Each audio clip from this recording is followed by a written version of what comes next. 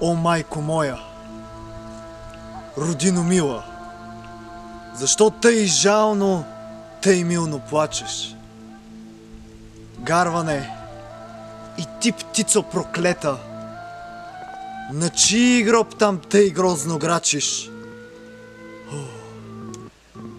Зная, ти плачеш, майко, затой, че ти си черна рубиня, затой, че твоя свещен глас, майко, е глас без помощ, глас в пустиня.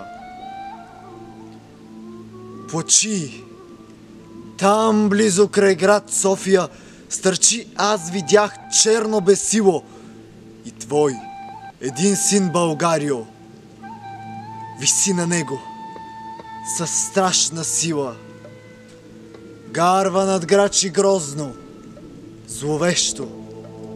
Псета и вълци вият в полята, старци се молят Богу горещо. Жените плачат, пищят децата.